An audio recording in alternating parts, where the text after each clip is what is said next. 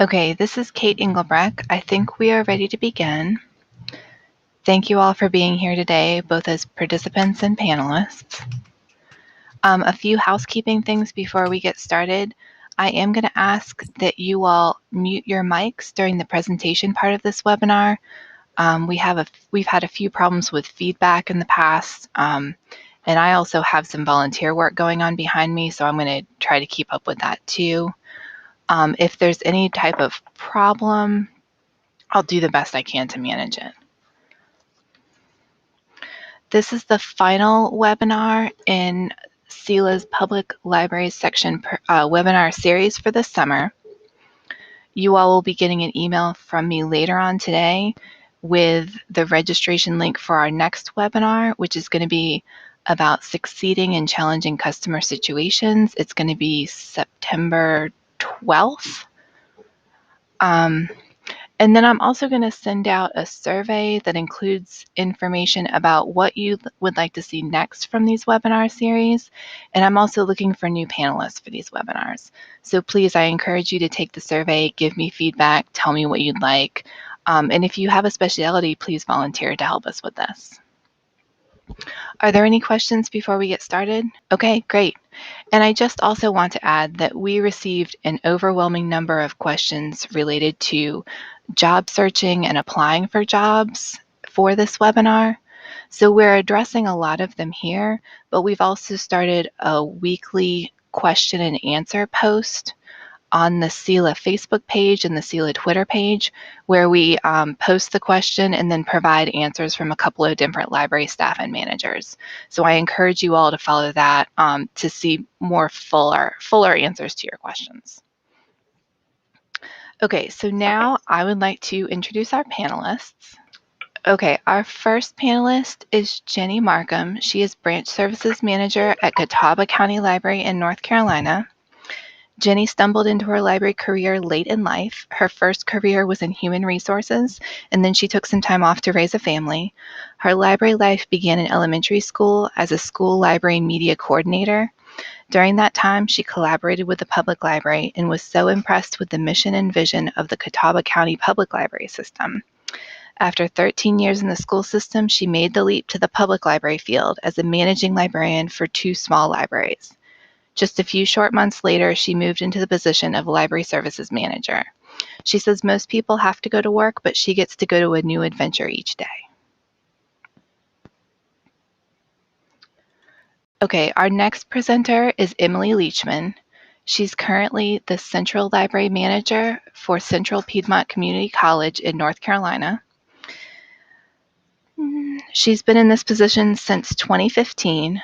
Prior to CPCC, Emily's library career was almost exclusively in public libraries, including Cabarrus County Public Library in North Carolina and also Charlotte-Mecklenburg Public Library. She started volunteering at the local public library at the age of 11 and worked her way up through teen volunteer and library page.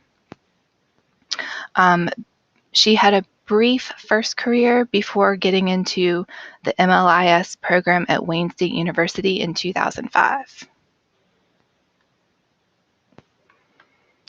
Okay, our next presenter is Jenna Mirada. She is currently the Spangler Library Manager at Charlotte-Mecklenburg Public Library in North Carolina.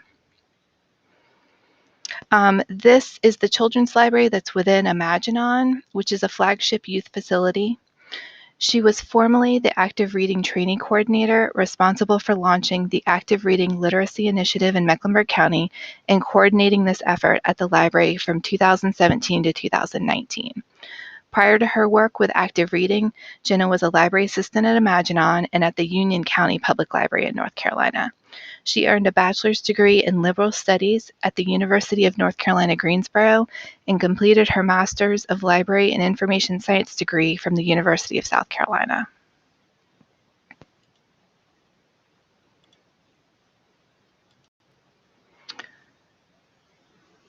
Okay, and our next presenter is Darius Smalls.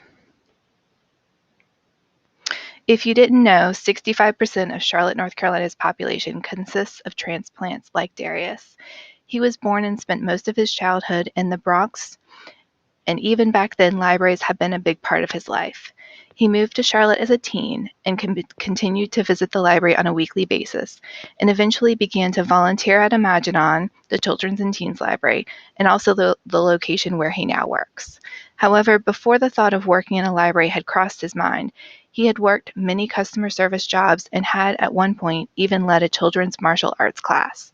Currently, Darius is pursuing a degree in engineering and is finding ways to apply those skills to his career now as he creates STEM programs for children's and preteens, as well as the library staff in the makerspace.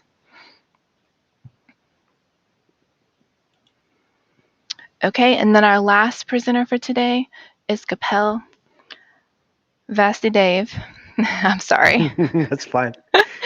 He is currently the education librarian at Ohio State University Library. He began his career in libraries with Charlotte Mecklenburg and worked in various roles, including as a children and teen programming assistant.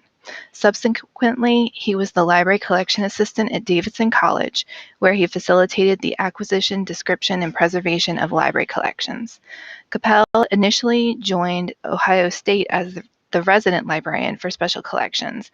He earned his MLIS from the University of North Carolina at Greensboro, and he's currently their education librarian at Ohio State. Great, and I would like to thank you all very deeply. We really appreciate you all doing this, and we're happy to have you all as presenters today. Okay, so we're going to jump right into our questions. I've grouped them according to topics. Please feel free to chime in on any question that you'd like to address. Here we go. And when we go to the slide, I will read out the questions and then we'll begin. So these questions concern previous and other careers. Did you have a career before libraries? Do you have a side job? If you didn't work for a library, what job do you think you would have? Well, Kate, I think you did a really good job of explaining what everybody did in prior careers. This is the first time I haven't had to have a side gig and probably couldn't fit a side job in right now, but in the past, always had a little side hustle, whether it was fixing computers or setting up networks or something like that. And if I didn't work for the library, I would be retired.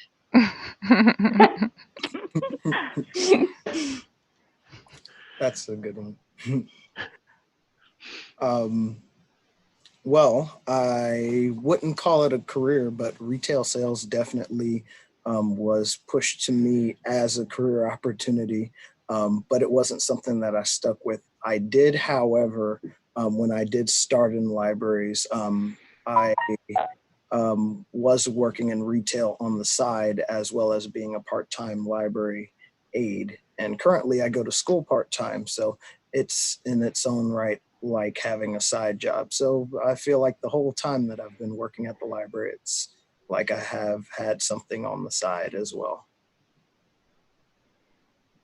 I guess I did. As you saw, was a volunteer from a pretty young age. My parents were both librarians, and I was actually avoiding it. And so when I first graduated from my undergraduate degree, I was not planning on going to libraries at all. I had worked in residential life as a student, RA, and really loved it and spent 4 years doing various things in higher education that had nothing to do with libraries. And it was after that, it was a job I loved, but it was very much burnout. I literally lived at my job, and because it was in a residence hall. And so that's when I kind of went back to libraries and realized that it was a good fit for me as well. I don't have a side job unless you're counting parenting. So. Yeah, same here, Emily. This is Jenna. So I did not have a career before libraries, or at least not one that I counted as a career. I worked in a pizza restaurant. I can still toss a mean pizza dough for many years. But when I was in undergraduate school, I went to school originally to study film, and I was going to make movies and quickly learned that that was not for me. And similar to Emily, I had been volunteering in libraries for many, many years and thought, you know what, why don't I do this for work? And that's really where it started for me. So. Yeah, I try. This is Kate. I try really hard to push all the teens that I work with that if they're interested in a career, they need to try it out. Because it seems like there's so many people who think they want something and then they do it for a couple months and they're like, oh, never mind. Yeah. Okay. And I also think, just in general, eliminating something as a career is just as valuable as finding something. Mhm. Like figuring out what you don't want to do is valuable. Okay, so now we're going to move on to education. So if you'll talk a little bit about what your undergraduate degree is in, do you have another degree that's unrelated to libraries? Where did you get your degree? And what type of format were your classes in person, online, or something else?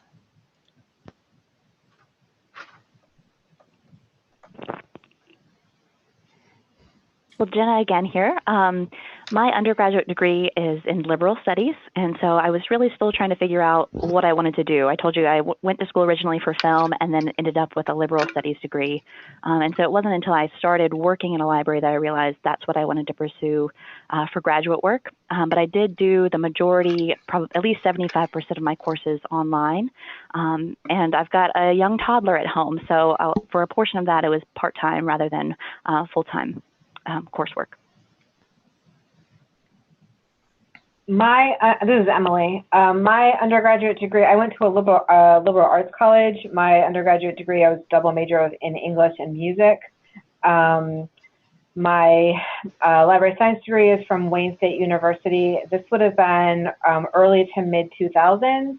Online courses certainly existed at the time, but they weren't anywhere near as prominent and prevalent as they are today. My classes were primarily in person, but they weren't at the institution at which I was taking classes, if that makes sense. So they were in person with the instructor in front of us in the same room, but basically geographically, the two library schools in Michigan were very close to each other. And so the program at Wayne State had found a building, a library related building in Lansing, which is more in the center of the state, that they could lease in the evenings. And so it wasn't a satellite campus for the institution at all, but the program kind of had it leased out. And that was something that I was able to take most of my classes in person. There was one class that I took that was what they called web-centric. Now you'd probably hear it referred to as a hybrid, where we met in person, I think 3 or 4 times over the course of the semester, and the rest of it was online. But that was just the introductory to library science course. That was the only one that had an online component. Now I did still have Blackboard for the other classes and things like that, but most of mine were in person. Because of the kind of, I'm going to call it a satellite campus, even though it was a campus only for the program and not for the institution, my instructors were predominantly adjuncts that worked in libraries full-time as their regular job, and their side job was teaching this one course a semester. And I actually really liked that. I felt like I got a much more practical education that way, but that was my experience. At the moment, this is Darius, by the way. At the moment, I am currently working on an undergraduate degree.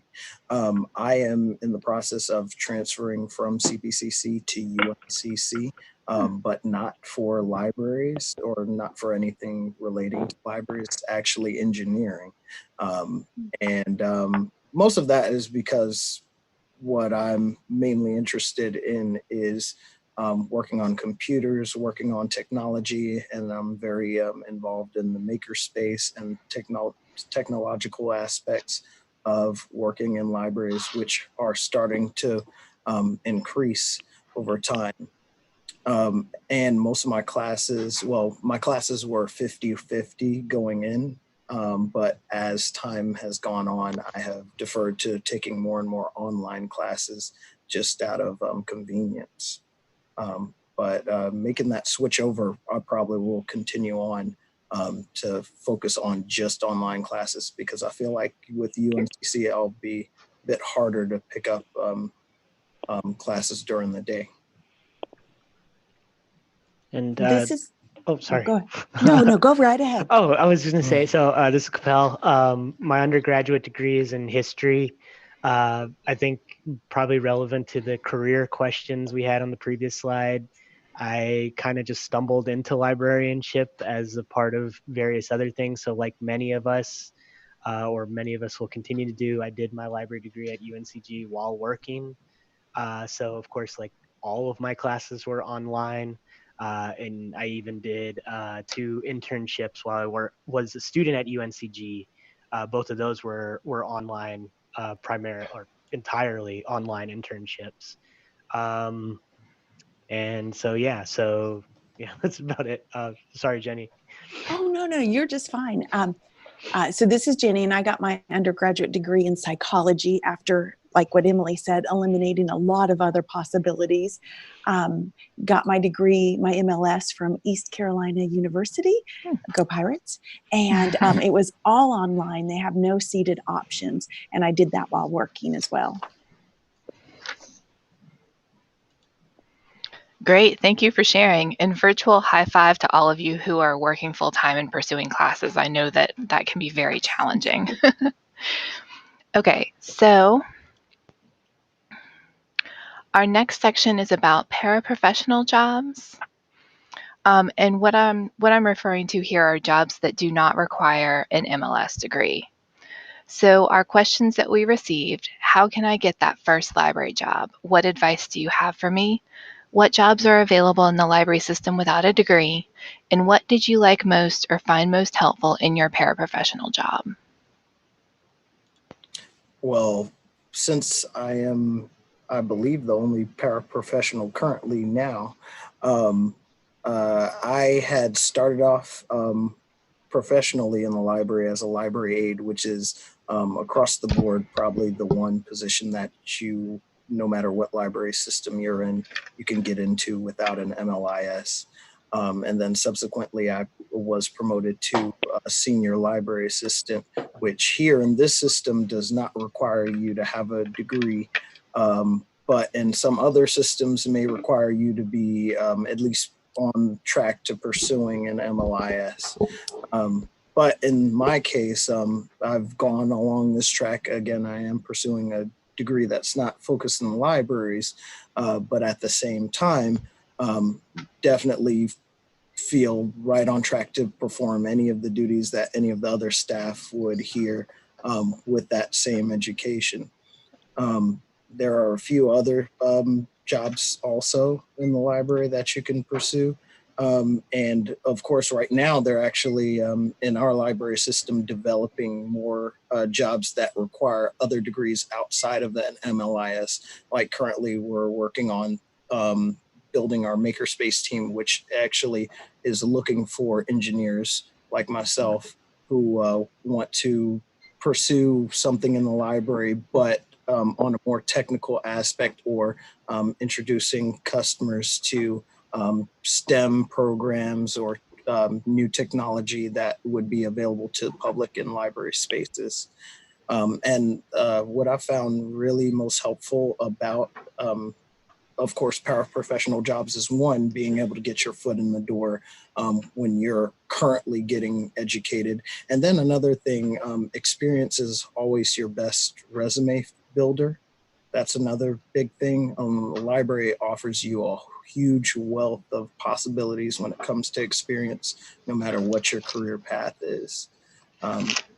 Again, whether you want to focus on something like engineering or history or teaching and education, though all of those things you can kind of branch off with through a library degree of some kind. And paraprofessional jobs are kind of littered in every single department in the system.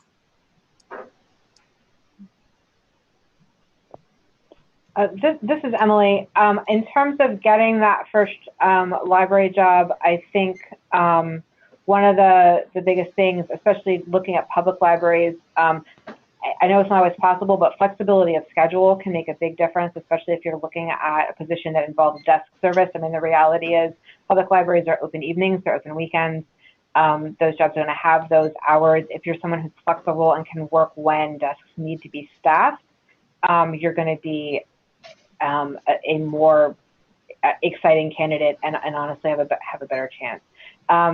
Getting, if you haven't already been doing things in a library, getting experience any way you can. I know not everyone is able to volunteer, but that is a good way if you're having trouble getting actual paid positions to kind of get in. I will say, as somebody who spent most of my career in public libraries and then switched to community colleges, the language is a little bit different. Paraprofessional is the term you hear in public libraries. Classified staff seems to be the more common term within I can't speak for academic 4 years, but I can speak for community colleges. And from what I've seen, that seems to be pretty standard across the board, is that phrase, classified staff. In terms of helpful in your paraprofessional job, I basically agree with everything that Darius said. The one thing I will add is when you do get a first job in a library, whether it's paraprofessional or professional, take any opportunity that you have, even if it's not, weigh it with what you weigh it, but in a lot of cases, I would say even if it's not necessarily the first thing you would choose, and I'll give you an example of that.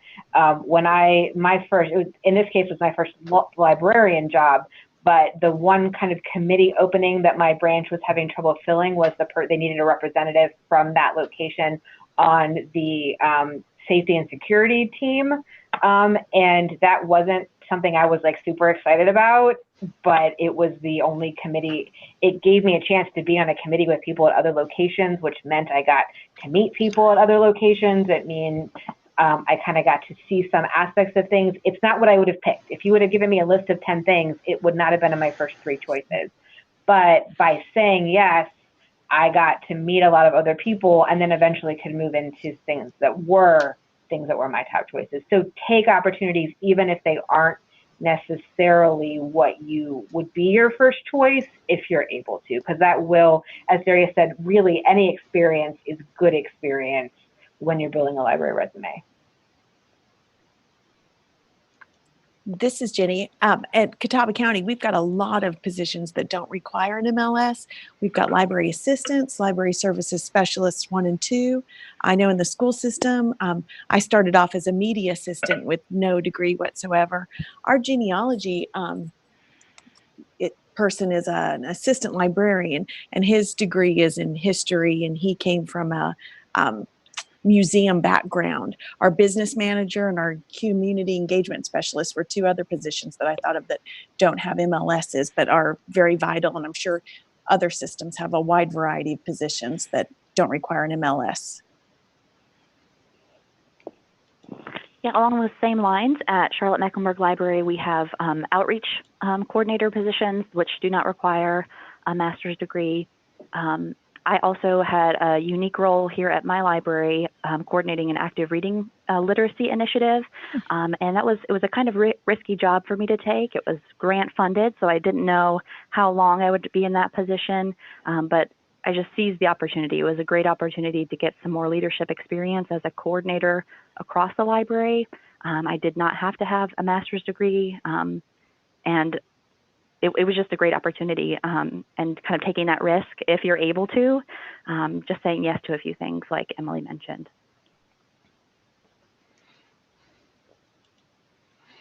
Okay, this is Kate. I'm going to go ahead and move us to the next slide. I did want to share that when I applied for my first library job, which was paraprofessional, I was told that, well, if you start MLS coursework, you can do it while you're at work. And that was never the case for me. Okay, so professional jobs. Do you think a Master's of Library Science is a valuable degree? Is it worth the money?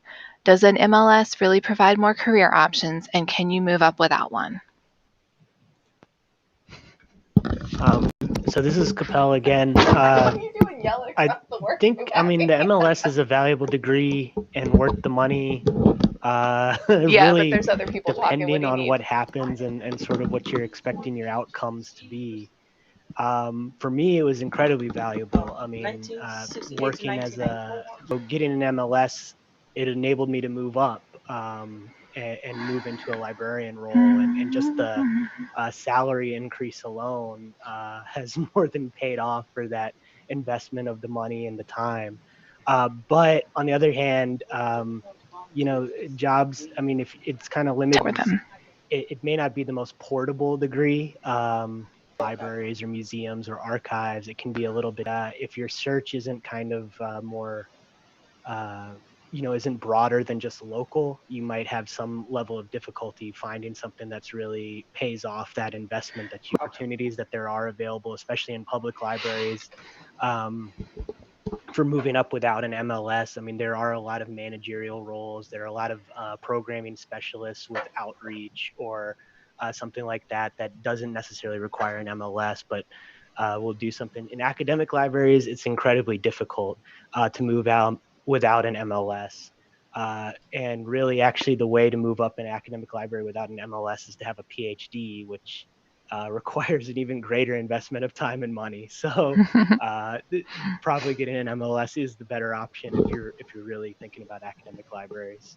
I know when I go, oh, this is Jenny, by the way, when I go look at LibGigs and the state library postings, a lot of those positions require that MLS. And if you're looking at director or even assistant director, an MLS is required. And for me, like Kapil said, it was really worth the money just for that salary boost. This is Emily. I think a lot depends on what your goals are. I do think an MLS does provide more career options. And is it worth the money? I think so. I mean, I do think you need to be realistic at what the earning potential of your average library job is.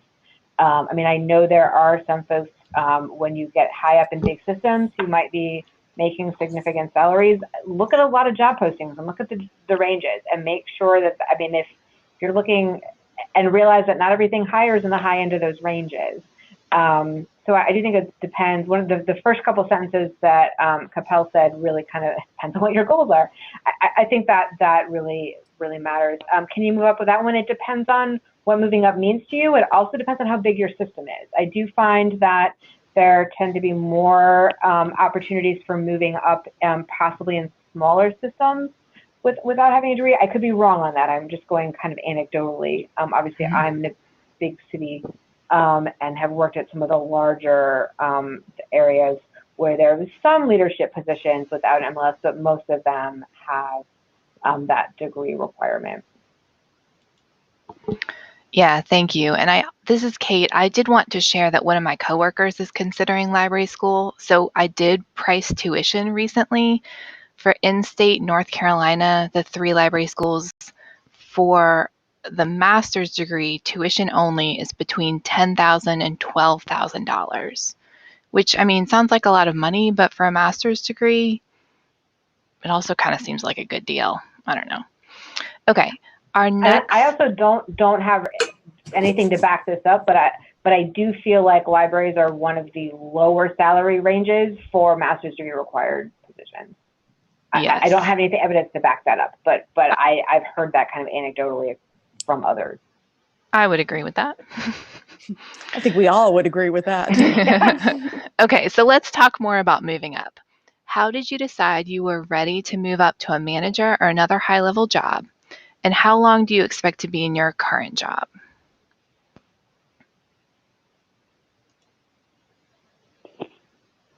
Jenna here. I knew that I was ready to move out of my literacy coordinator role into a manager position because as a coordinator, I was doing a ton of planning, working with staff, but only coordinating, only planning and asking people to volunteer their time.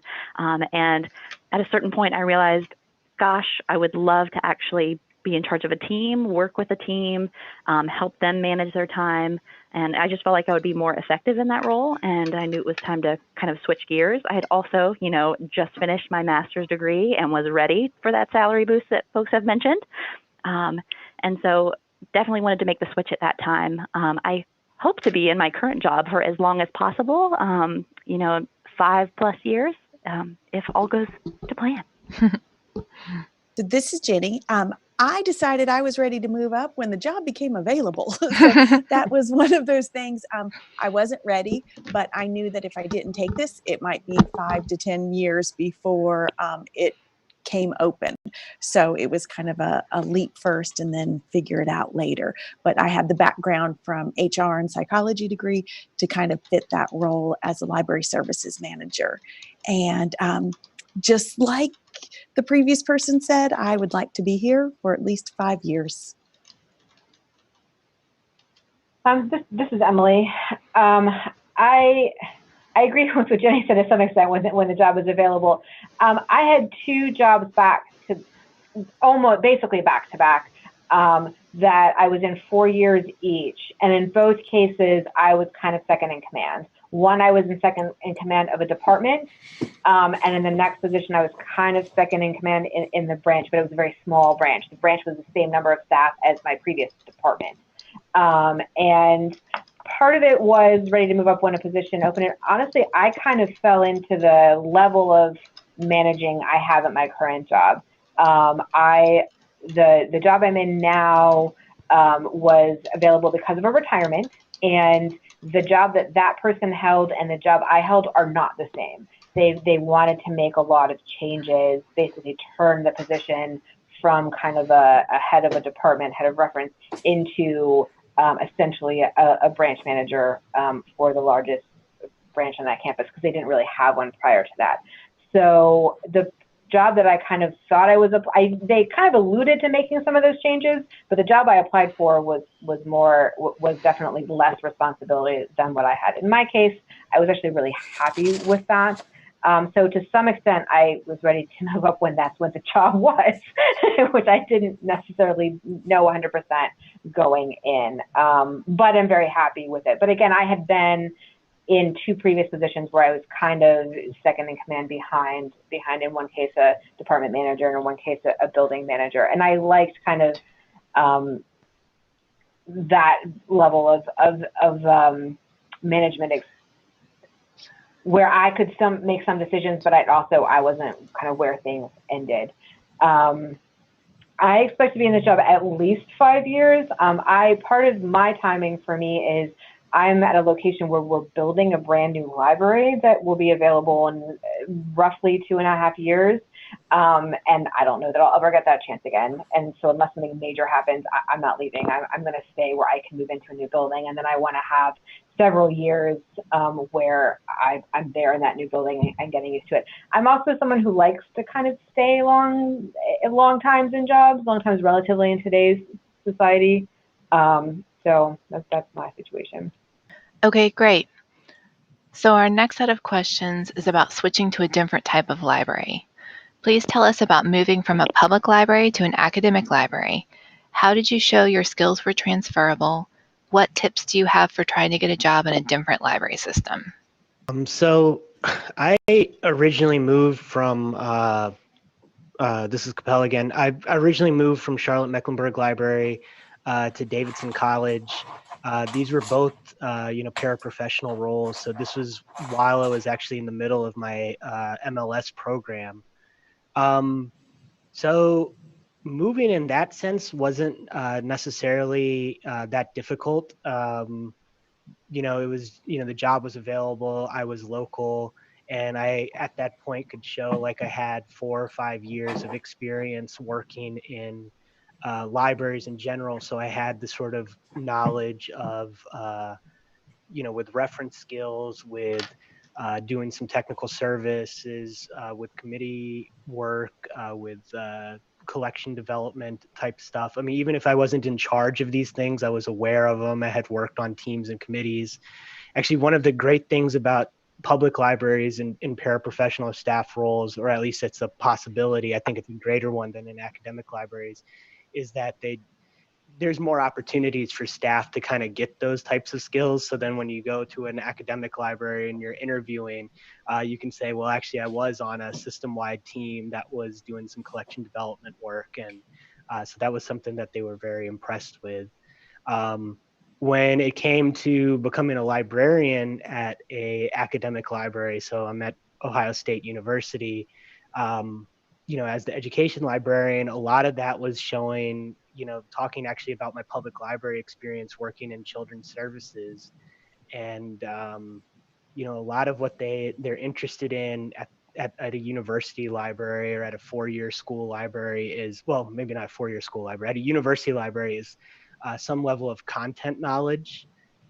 But content knowledge can come from a lot of different places. So it can be that you have a degree in a subject, so you have a second master's or a PhD, or even just a bachelor's. You have some work experience in an area. So, you know, if you're like a life sciences librarian and you, or you're going up for that type of job and you worked in a lab for a couple of years doing, you know, biological research or something. And then in my case, I could show, like, as education librarian or as a candidate for that position, that I had worked extensively with schools, with teachers, with students, and kind of was aware of trends and issues in that field. And I could, you know, that combined with my library specific experience was important. So just thinking, you know, more broadly about the ways that you've developed skills and, you know, the ways that you've sort of developed some level of content expertise, or, you know, something about the content. I think that was really important in both of those transitions I made. So this is Emily. So likely I'll answer this question twice, but I'm going to start with specifically what's on the screen, the public library to an academic library. First of all, I want to point out I'm at a community college, and I do feel like that's very much a hybrid of public libraries and academic four-year, like, research-based institutions. I don't know that anything I'm going to say specifically would necessarily apply to an academic four-year, and maybe Kapil can speak to that after I've answered. But I think the biggest thing is I think that was appealing when I was hired was customer service based, because public libraries, that's such a big thing, is customer service. And at my institution anyway, that is the biggest thing. The other thing that was really transferable in my case was, to be honest, the population that I was serving in my most recent prior position and the population at my current community college are extremely similar. I don't have anyone under the age of 16 at my current location, and I don't have anyone real in terms of patrons, and I don't really have users over the age of 55 or 60. But other than those kind of extremes in terms of age, everything else is very similar. The same age range, the same diversity, the same economic diversity.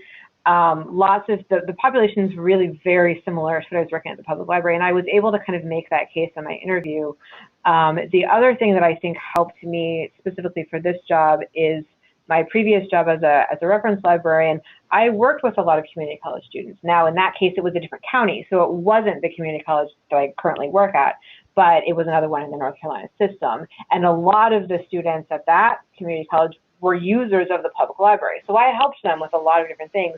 So that was something I was able to address when those kinds of questions came up, both in terms of what I had done, but also I remember getting the very specific question, your career has all been in public libraries, why are you interested in a community college? And I could say, I feel like I'm already working with a very similar population, because a lot of students who are basically in a different county, but the same as your students, are among the people that I'm already serving. So that was one kind of big transferable piece for me, is that the population of the community college where I work and the public library I serve are very, very similar. And so I think that was one of the big factors. Kate, did you want me to address the media specialist aspect of my past too, in terms of transitioning to different library types? Sure, we can address that now if you want to. Okay, so I was initially a children's librarian. In fact, when I went to get my MLS, it was because I realized I could be a children's librarian, and that's what made libraries exciting to me. And so I had done my MLS, and I was 4 years as a children's librarian. And then I worked for Charlotte Mecklenburg Library in 2010. And if you've been in libraries long enough in this area, you might know that's when they laid off 143 staff, of which I was one. And so I'd had this job that I loved, that I'd been doing for almost exactly 4 years. I think it was 4 years and like a week and a half at the point of the layoffs. And I'd also just bought a house, so I was not geographically mobile. So I was looking for library jobs, and so was everybody else, because 143 of us had just all gotten laid off at the same time. one of the things that I thought was I wanted to keep working in libraries and I wanted to keep working with kids. So I looked at obviously everything out there, but I really focused on media specialist jobs because I thought, well, that is an area I can keep working in libraries and I can keep working with kids. So I remember when I got a job as a media specialist with Charlotte Mecklenburg schools. And in the kind of first day for teachers, I can remember the principal introducing the new staff that was coming on. There was a couple of us. And when she introduced me, she basically told me why I got the job, which is she said, and when we interviewed her, she was excited about the books. Like she wanted to see, like we took her into the library. We thought she just wanted to see the space, but she was like getting on the shelves and she wanted to see the books. It was because I showed that kind of excitement and knowledge of the books were the same, public library, children's areas, media center. Because I showed that level of enthusiasm, that's what made me appealing to them switching. So I know that the initial question wasn't about media specialists, but that was kind of how I was able to show that even though it was a slightly different area of librarianship, I had done similar things. I had the passion and I had the basic knowledge to which I could build things that were maybe media specialist specific. Okay, great. Thank you so much for sharing. Okay, then on a similar note, our next slide is switching to a different type of job. How can I learn library skills that I don't use in my current job? For example, cataloging and storytelling. And then have you ever taken a better job for a lower salary? And how did you make that decision? Okay, I just wanted to make sure that everyone knows that I didn't log off, that my computer decided to start updating on me. So I'm actually through Jenna's phone. Oh, no, I'm sorry. But one thing, storytelling is, actually overall, programming is a huge part of working here at Imaginon, especially in the Spangler Library. We have programming. We have multiple programs every day, especially story time every day. And all of our staff is trained in doing storytelling. And storytelling is one of those skills that almost has to be learned on the job. Even if you've had storytelling training or anything before, it's nothing like telling stories in front of an audience or in front of children themselves, or producing any type of program in front of an audience. So one thing is being able to observe. Countless library staff come to observe at other library staff's programs, and that's one of the best ways that you can learn how to program, is to give yourself opportunities to see it in action, to see how the crowd interacts with certain things, to take examples of what other staff do and be able to repeat them or be able to apply them in your own way. In fact, the old library manager here, right now he's our associate director at this branch, or in this library system. I took a lot of cues of my programming from what he used to do in his story times. Him, as well as all the other library staff who work here, I've taken bits and pieces of things that I've learned from them and made programming my own. So that's a huge part of just learning some things on the job. Also, all kinds of other technical skills pop up, especially when it comes with, helping customers with generic computer help, being able to maneuver through the intricacies of Horizon and every little possible issue you could come up with customer accounts. All of those things are things that you would learn, through practice and through experience, through watching other people around you. So there are a lot of little intricate parts that just come from being able to observe the staff around you. Jenny here. I would also say let people know that you're interested in learning something new, because if I have somebody that I know is interested in it, then I tend to grab that person when I'm doing something anyway, and then that way they have the opportunity to learn, and vice versa too. People are always so kind to let me shadow them. Volunteer as much as you can to learn a new job, and like Darius said, observe those programs. Great, thank you. So we've got. Can I answer the salary part of the question? Oh, sure, yeah. Jenna hit everything I was going to say in terms of tell your supervisor if there's something you want to see. Sometimes they might not be able to help you see that, but sometimes they can. And my experience is most of the time, if they can, they will. But I want to answer the salary question. So the position I'm in now was a very, very small, like roughly $1,000 higher than my previous salary, but the responsibility level is significantly higher, like significantly higher. If anyone can see video, so that's not technically a lower salary because I did get a salary bump, but it was at other library systems. If I was doing the same level of what I'm doing here, I would be making a lot more than I'm making in my current job. Part of the reason I did it, in fact, largely my current position from my most recent previous position, it's a third of the commute. Time in terms of mileage, it's between half and a third in terms of time. Some days a quarter of the commute, and my schedule is so much better than what I loved my previous job. I didn't like the schedule and I didn't like the commute, and I am in a much better situation in both of those at this position. So, and in my case, it was those things, but also tied with the fact that I had a very young son at the point at which I transferred, and my husband, because of my schedule, was doing a lot more than 50% of stuff. So it technically wasn't a lower salary, but comparatively, it definitely is. And there were just a lot of other factors. I have a lot more flexibility in terms of schedule and other things in this job than I had, and that was just worth the lower salary for me. So definitely, I know that's not always possible, but weigh those things too. What kind of commute do you have? What kind of schedule do you have? What kind of flexibility do you have? I mean, I had a dentist appointment this week and I didn't have to take time off where I could flex my time. Couldn't have done that at my previous job. So that kind of thing. Okay, so our second to last slide is about skills for library work.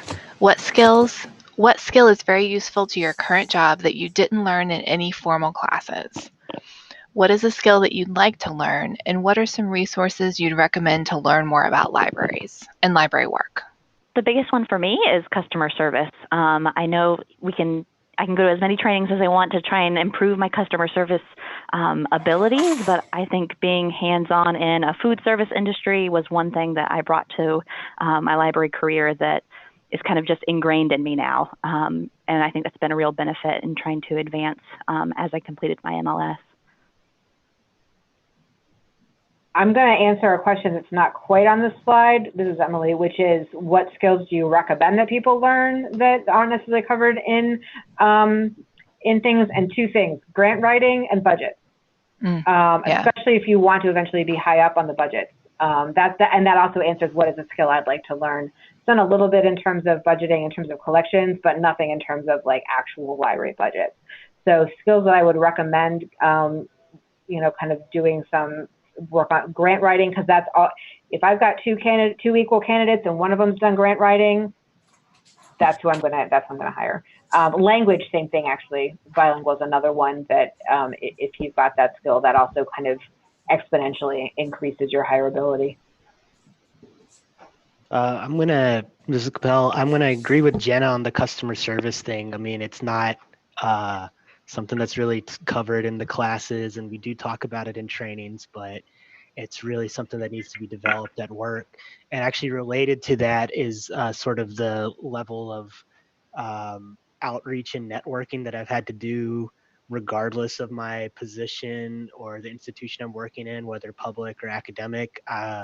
The amount of getting in touch with people, whether it's just community members or parents or teachers, or now like faculty and researchers, this is something that we didn't really talk about. I mean, we did a lot of, this is how you teach a information literacy class, or this is how you do a children's program, but I didn't take any classes in how you actually get people to attend those programs or invite you to come teach the classes. So I think that was a big thing. A skill I'd like to learn is really anything relating to data. Data services is such a huge thing now, and it started out with the hard sciences and has moved to the social sciences, and it's firmly embedded into the social sciences, and now it's becoming big in the humanities as well. And so I think and everybody reaches out to the library for assistance with data services, data tools, anything regarding that. So if you're interested in those things, if you can show some level of expertise or knowledge or the potential for mastery of those things, I mean, that's humongous. And so that's actually one of the biggest things I'm working on now. Oh, that sounds cool.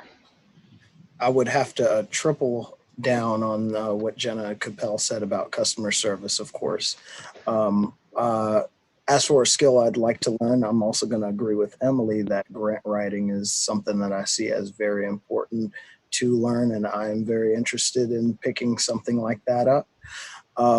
Also, a set of resources to consider. I know Charlotte Mecklenburg Library has a whole slew of workshops that you can join.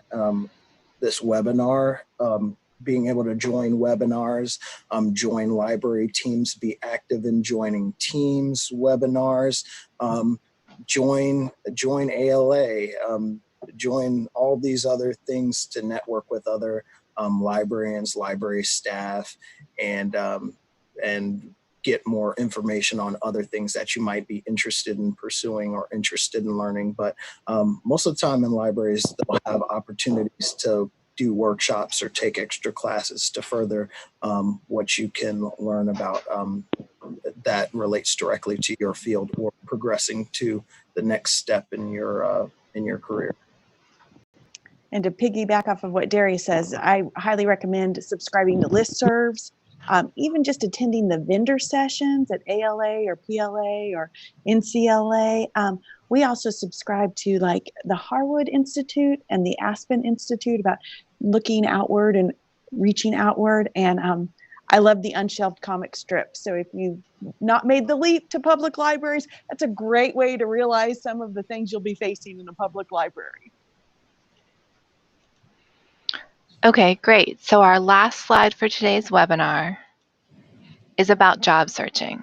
What advice do you have for job searching in libraries? How can I find library jobs in other states? What are the top 3 things you look for as a hiring manager in public library candidates? And what are the top 3 things you look for in academic library candidates? We are addressing these questions in the posts on Facebook, so you're welcome to share. I am going to go ahead and ask for other questions in the chat box.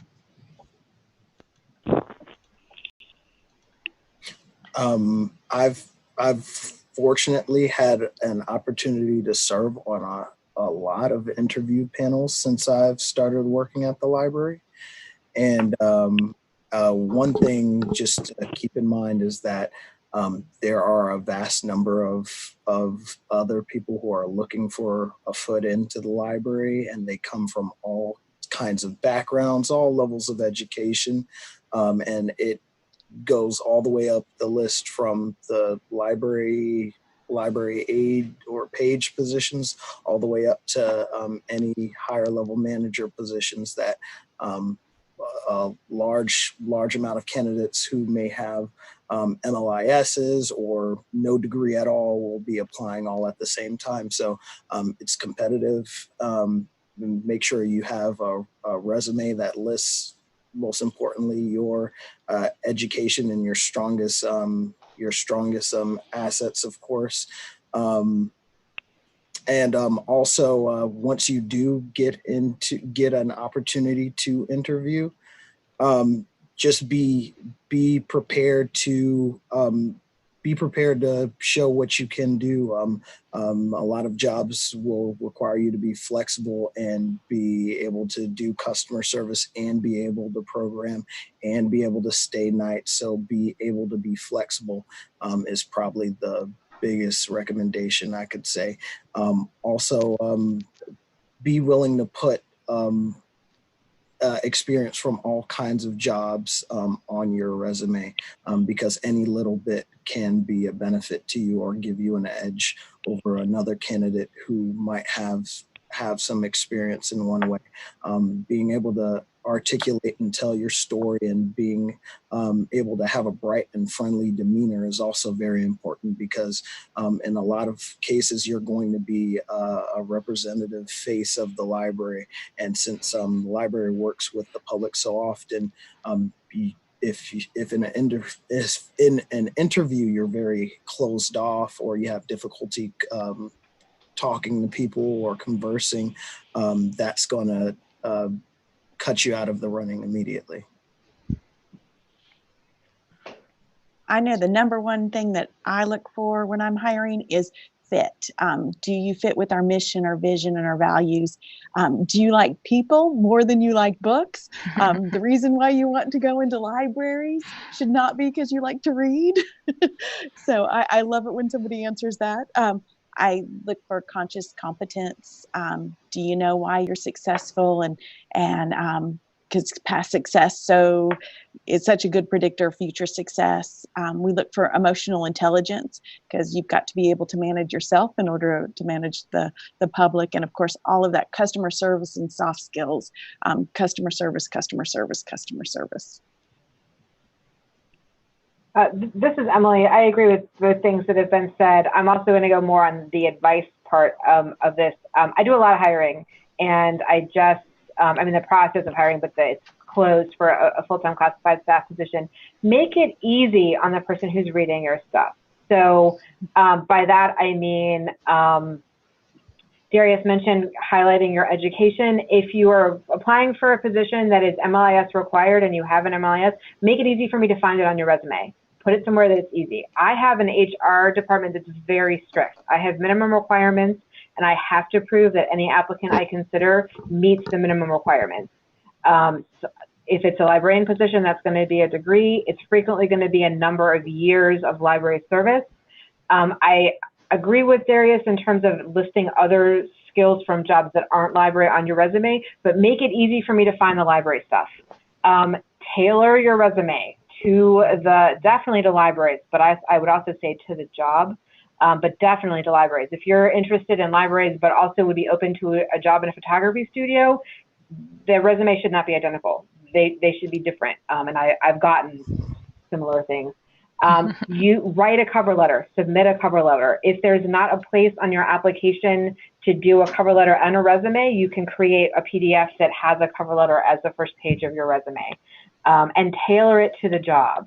I'm not saying you have to tailor it in terms of dear person with a personalized name, but it should be clear from your letter that you're applying for the job that was posted at my institution, and not just the same cover letter you use for everything else. I'm going to say, this is Kapil. I've done an incredible amount of job searching over the years, ever since I've been in libraries and even before then. And I guess that's why I've only recently realized that like librarianship is my career now, because it's just been endlessly searching from one job to the next. So the biggest things I can say in terms of job searching is constantly read job postings and look for the types of ways that different institutions or different jobs that you're interested in, how they're being marketed, what types of terminology they're using, because that's going to come up. Obviously, it should come up in your cover letter and resume that you submit. It's definitely going to come up in the interview if you make it to that stage. So these are things that you're going to need to know and really be able to talk about. You're going to need to know just fundamentally for job searching what types of job titles are relevant to you and the types of positions you're looking in. So definitely, be doing that. One of the big things, in addition to looking for types of jobs, is also thinking about the institutions that you want to work for. So like if you are in Charlotte and you have to work for Charlotte Mecklenburg Library, then obviously you need to be checking their stuff. But there might be other institutions that you're interested in. So one of the big things I would do is Most places where they have job postings or job boards for an institution like a university or a public library system will allow you to subscribe to new posts so that they can just show up in your email, because I find that's a much easier way of reminding myself to actually read the job postings and be aware as soon as something has been opened up, as opposed to having to remember, oh, I need to check their job page again every week or something like that. So get those updates. So whether it's from a specific institution like Charlotte Mecklenburg or Davidson College or something, or it's from a job board like Indeed or ALA job list, get the updates sent that are filtered for you so that you see that in your email every day or every week, and you kind of know. And then looking for library jobs in other states. I think the biggest thing is again, think about the types of places you want to work at, the types of jobs you're looking for, set up those job search agents so that you're getting the updates to your email. ALA job list is a really good one. Indeed can be a good one if you set up your searches right and you have your filters set well. So I would do both. Another good one is IFLA has a LibJobs listserv, which a lot of people, especially academic libraries, but also public libraries, will post all sorts of level of jobs. And I'll actually put a link to their thing, and you just scroll down to the LibJobs listserv and subscribe to that. But that's a good one to see what the sort of the latest and greatest job titles and job descriptions are. Okay, great. So now we're going to open it up for questions.